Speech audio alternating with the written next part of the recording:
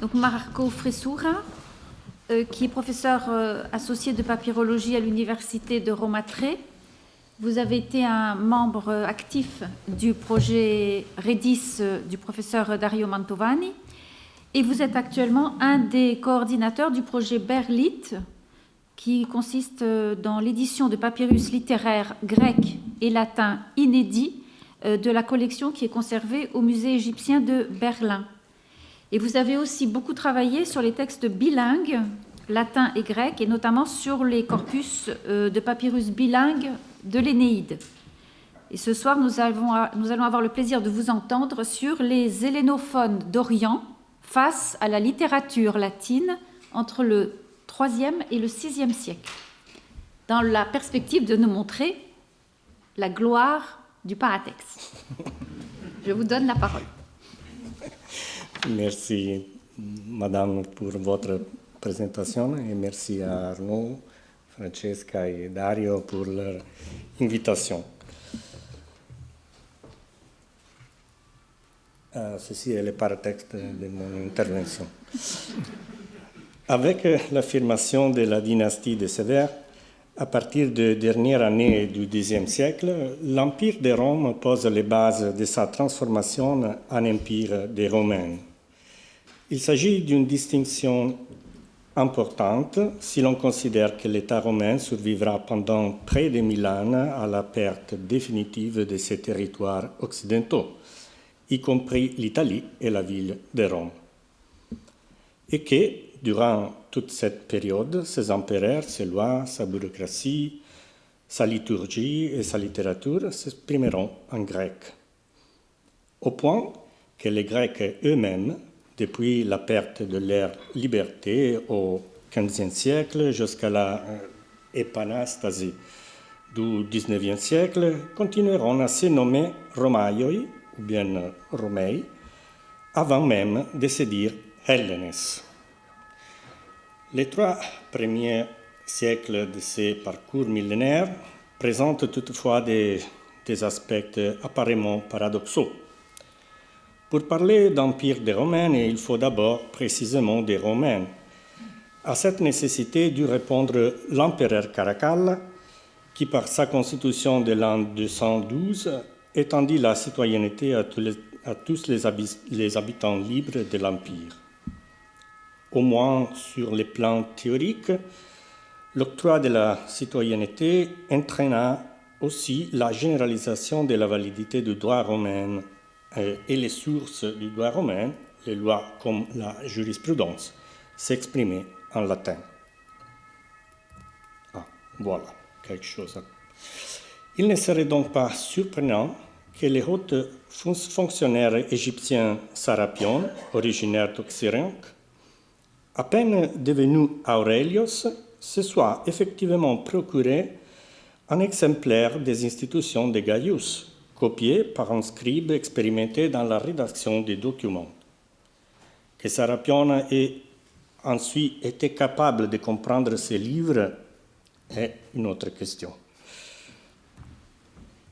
Au début du IIIe siècle, en effet, l'Orient romain, marqué par une acculturation grecque ancienne et continue, ne connaissait l'usage du latin que dans le cadre limité des colonies et des milieux militaires.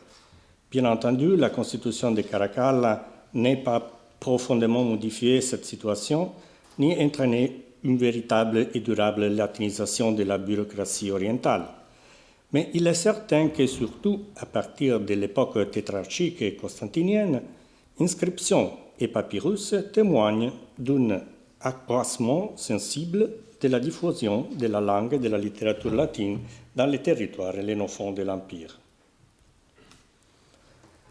La dernière impulsion positive en faveur de ce phénomène doit être attribuée à la publication du Code théodosien en l'an 439, mais cela ne suffit pas à en empêcher le déclin et l'extinction. En effet, environ un siècle plus tard, la promulgation du Corpus Iuris de Justinien, presque entièrement rédigé en latin, et destiné à un empire désormais privé des territoires latinophones, porta un coup mortel à la langue de Rome. Une fois le corps du droit réduit à une mesure certaine, pour reprendre une expression adoptée par Justinien lui-même, il ne restait plus qu'à traduire et à résumer les textes en grec pour la pratique quotidienne et pour l'enseignement, selon une habitude déjà bien établie dans les écoles.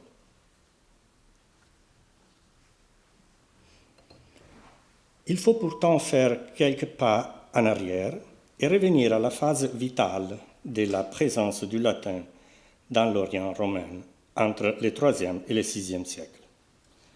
S'il est vrai que dans ce territoire, la connaissance du latin s'était effectivement révélée un instrument efficace de promotion sociale et professionnelle, on comprend alors l'intérêt des Romains hellénophones pour cette variété de livres destinés à l'apprentissage linguistique qui, comme en témoignent les papyrus, atteignent à l'Antiquité tardive leur plus haut degré d'élaboration textuelle et graphique.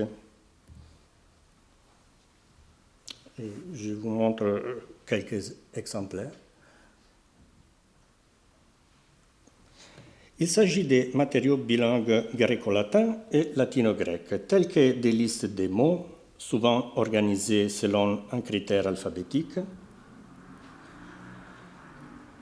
thématique ou grammatical, des textes continus dotés d'enseignes complètes, anonymes ou pseudépigraphes, manuels de conversation, modèles de lettres, comme ceci, grammaire, fables, et enfin de véritables éditions bilingues des textes littéraires d'auteurs. Bon, il y a ceci est une liste de mots, la fable. Voilà.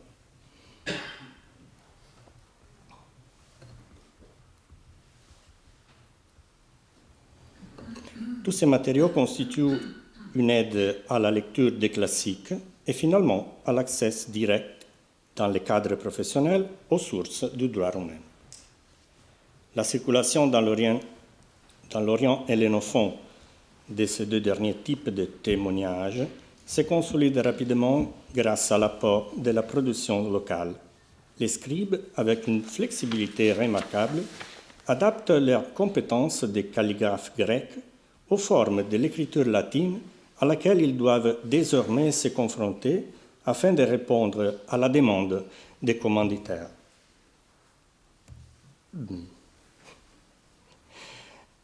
Ils laissent ainsi leur empreinte caractéristique, comme dans cette copie du Libre Responsorum de Papinien, ou dans cette autre de Sententiae de Paul.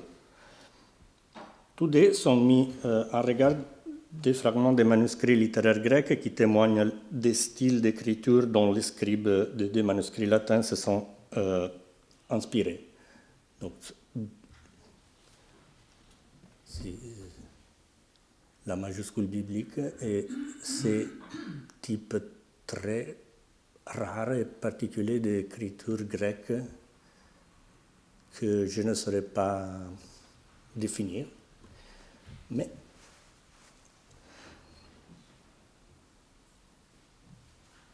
bon.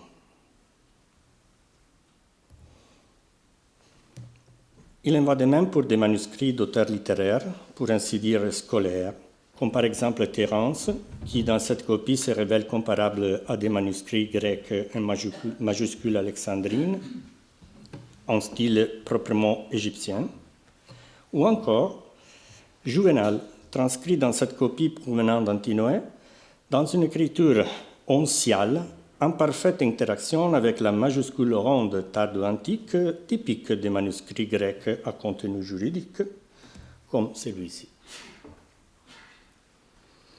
Ces marques de fabrique orientales, imprimés par les scribes à leur production, pourraient être définis, selon notre regard actuel, comme des paratextes involontaires.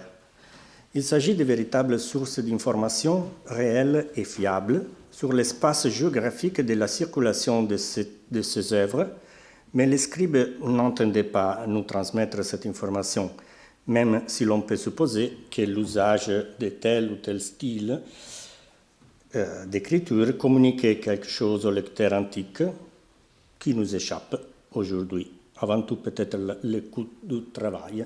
Mais... Cependant, si nous regardons encore les Juvenal d'Antinoé, ce qui frappe avant tout l'attention, ce sont les paratextes plus habituels et certainement disposés de manière intentionnelle par 3 différents lecteurs sur le texte latin. Il ne s'agit pas d'un travail exégétique particulièrement raffiné, mais par son attention portée à des phénomènes linguistiques et syntaxiques élémentaires, il se révèle assez bien exécuté. Dans l'ensemble, on y reconnaît des annotations de synonymes, l'intégration d'éléments implicites, des traductions en grec des mots isolés, des paraphrases, ainsi que des sortes de petites rubriques ou intertitres. Cet exemple peut également valoir pour d'autres cas des manuscrits d'auteurs classiques copiés et utilisés en Orient. Et en ce qui concerne les manuscrits juridiques, nous avons déjà beaucoup appris grâce à l'intervention de Dario Mantovani. Quant aux manuscrits bilingues gréco-latin et latino-grec, utilisés pour l'apprentissage linguistique, j'éviterai aujourd'hui de proposer un inventaire des phénomènes paratextuels internes qui risquerait, à mon avis, de produire un résultat assez répétitif, tant du point de vue quantitatif que qualitatif.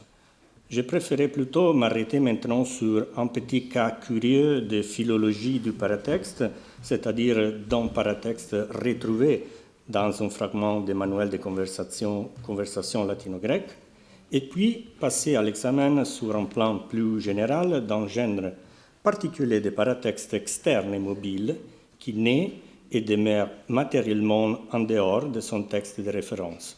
Je parle des éditions bilingues d'auteurs classiques. Venons donc au manuel de conversation. Il y a quelques années, à Vienne, j'ai examiné un vers contenant 2 fragments de papyrus écrits sur les 2 faces. Le premier présentait un texte grec d'un côté et latin de l'autre, tandis que le second était en latin sur les 2 faces. Donc, un seul numéro d'inventaire réunissait les 2 pièces qui pourtant, même à un examen superficiel, ne semblaient pas appartenir à un même objet ancien. Il a été facile d'identifier dans le second fragment un morceau d'un codex très modeste de l'Énéide de Virgile, mais le texte du premier fragment était incompatible avec cette œuvre.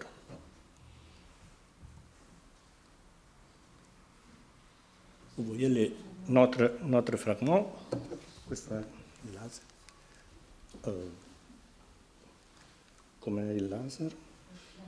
Ah, la luce. Ecco. Scusate, torniamo indietro. Notre fragment, parmi autres fragments de codex très économique de l'Énéide. Il y en a beaucoup, comme vous voyez. Cependant, lorsque j'ai remarqué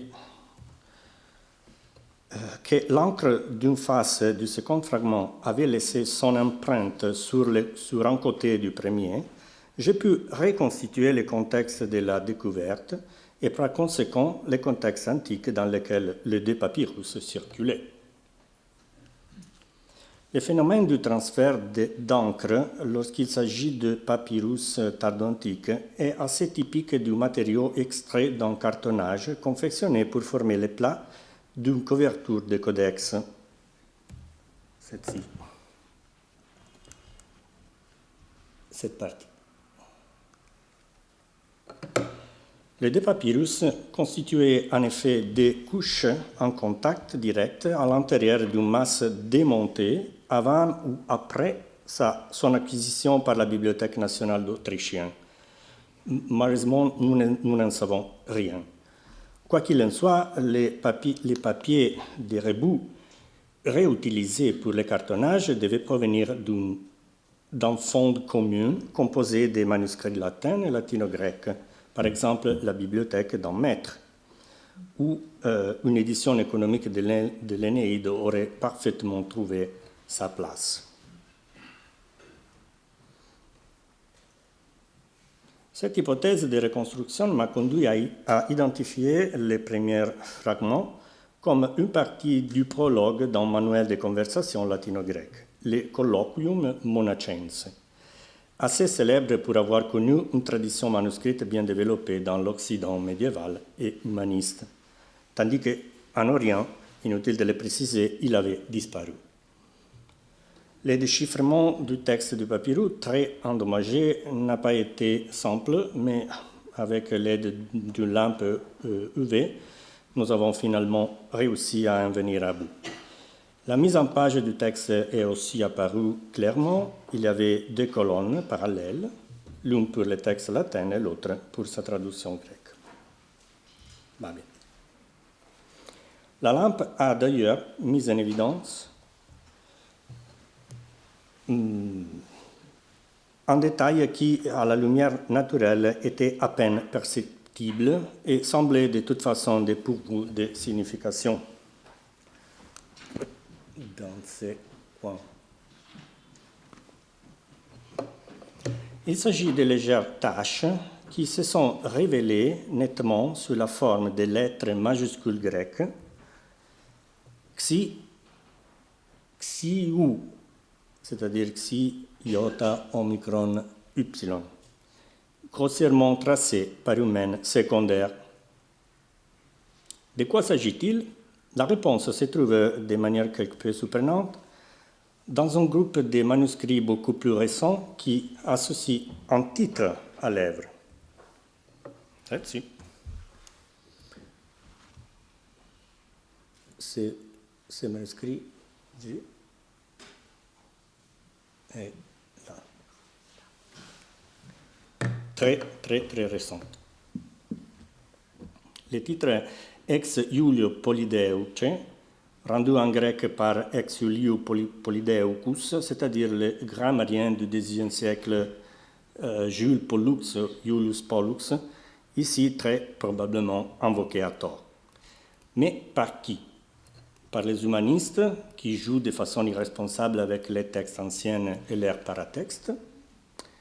Non, mesdames et messieurs du jury, les humanistes sont innocents, du moins pour cette fois. Les papyrus de Vienne démontrent en effet que notre manuel de conversation était connu sous le même titre par des étudiants égyptiens vécus environ 1000 ans avant que les humanistes ne mettent leurs mains sur les textes.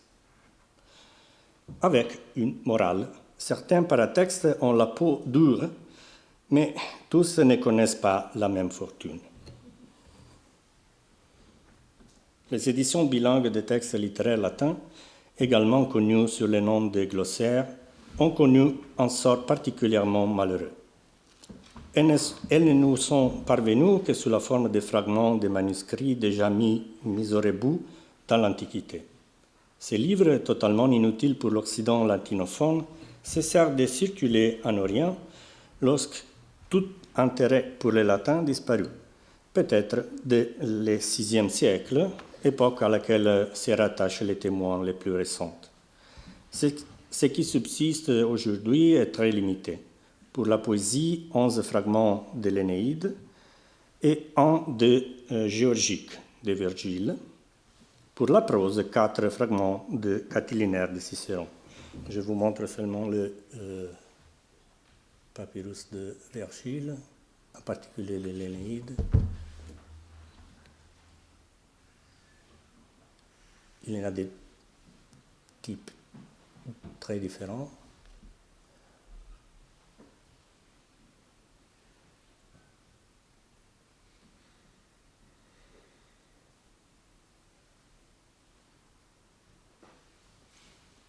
Celle-ci est les derniers. Et il s'agit d'un palimpseste. Il n'est pas proprement un papyrus, mais tout de même. Voilà.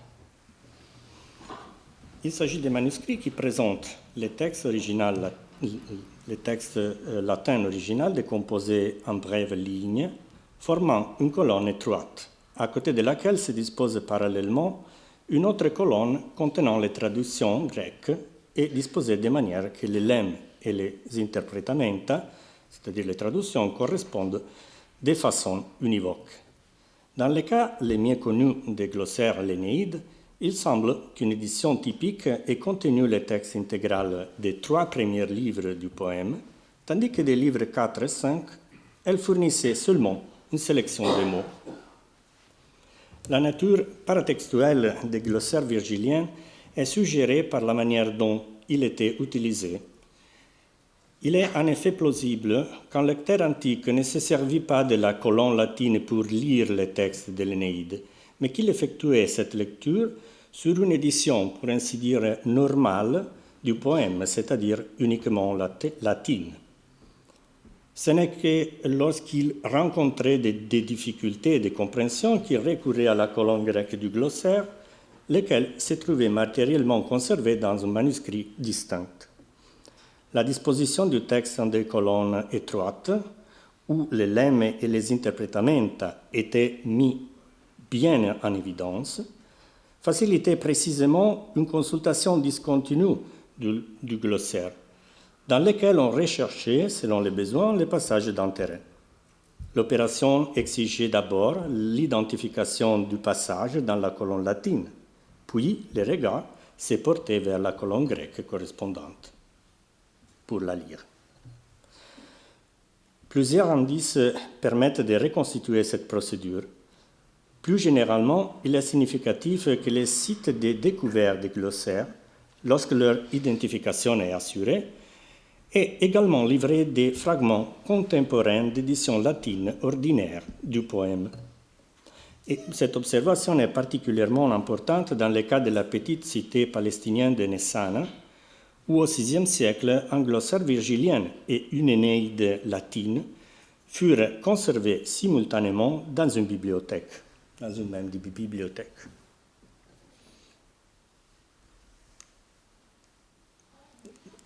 Voilà. Nous sommes ici en plein désert. Les glossaires et l'Énéide latine. Il est en outre évident qu'une lecture hypothétique du texte latin directement à partir du glossaire n'était praticable que pour les 3 premiers livres de l'Énéide transmis intégralement, mais qu'elle devenait impossible pour les livres 4 et 5, transmis sous une forme incomplète. Le texte latin intégral auquel la traduction s'est rattachée devait donc, dans ce cas, se trouver ailleurs, c'est-à-dire dans un manuscrit autonome. Il y a toutefois davantage. Les lecteurs ont dû parfois rencontrer dans les glossaires une variante par rapport au texte transmis par les manuscrits virgiliens qu'il était en train de lire. La variante latine du glossaire était donc automatiquement corrigée et alignée sur le texte du manuscrit de référence, même lorsque la leçon de ce dernier était inférieure à celle du glossaire. Ces faits révèlent encore plus clairement la perception du caractère subordonné, autrement dit paratextuel, du glossaire. Nous avons jusqu'ici établi une sorte de gradation entre 2 niveaux paratextuels.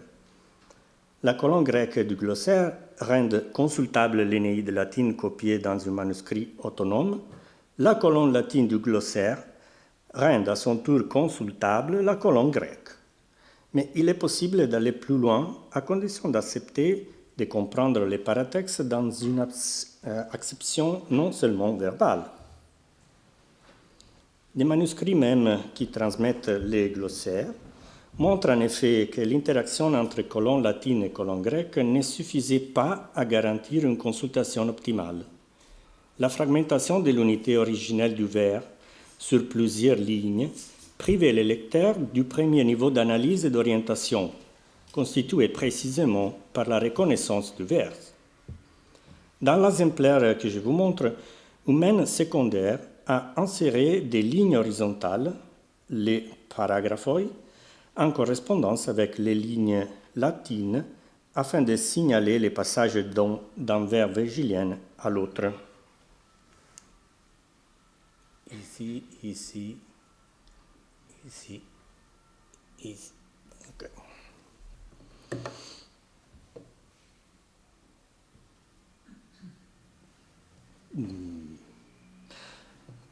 Alors, lorsqu'une même ligne contient à la fois les dernières lemmes d'un vers et les premiers lemmes du vers suivant, un point est ajouté entre les deux, perfectionnant ainsi la fonction de la paragraphos.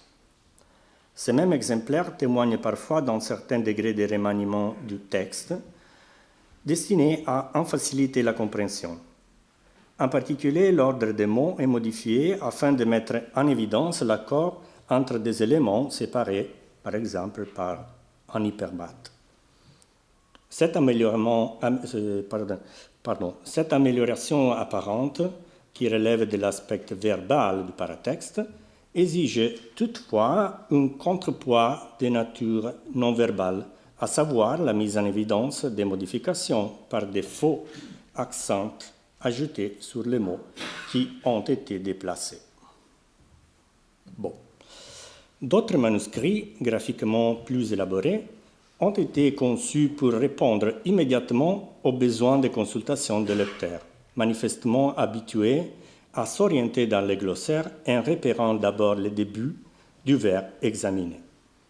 Les manuscrits dont je parle mettent en évidence les premiers mots de chaque vers virgilien au moyen de l'ectasis, mais uniquement dans les sections relatives aux 3 premiers livres du poème qui transmettent les textes intégral. Ici, ici, les premiers mots de chaque vers. Je ne suis pas capable de proposer une explication certaine de ce phénomène. On peut par exemple formuler une hypothèse d'ordre logique. L'ectasis sert à signaler les vers virgiliens, mais dans les listes des mots sélectionnés des livres 4 et 5, les vers disparaissent. Et avec eux disparaît également l'ectasis. Mais ça suffit pour le moment. Alors, à titre de curiosité, je m'arrêterai sur un cas de paratexte dans les paratextes qui, du moins en apparence, semble relever d'un excès de zèle.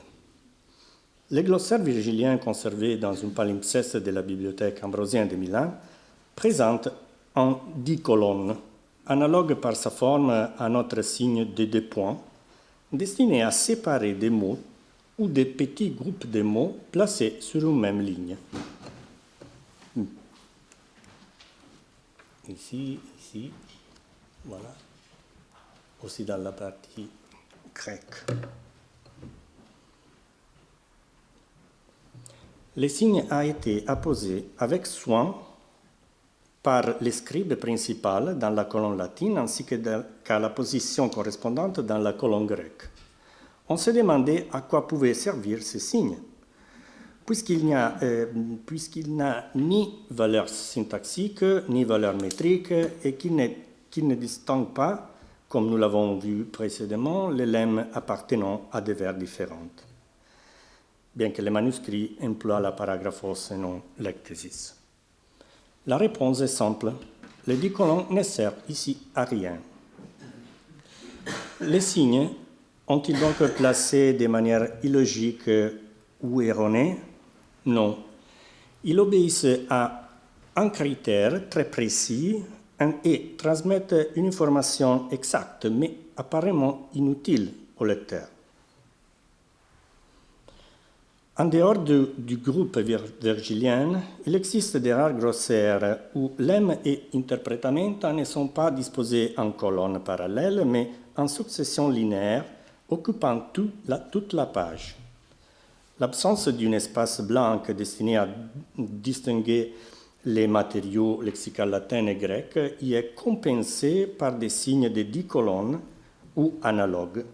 Donc, nous avons lem, dicolone, interpretamentum, dicolone, lem, dicolone, interpretamento, etc.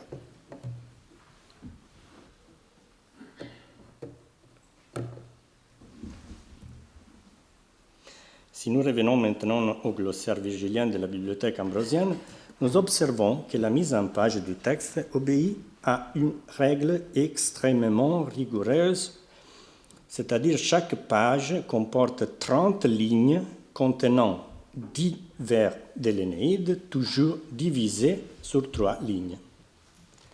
Aucun autre glossaire de la tradition virgilienne ne présente une organisation aussi stricte. En règle générale, le nombre de lignes occupées par un vers varie. Ce vers est divisé en 4 lignes.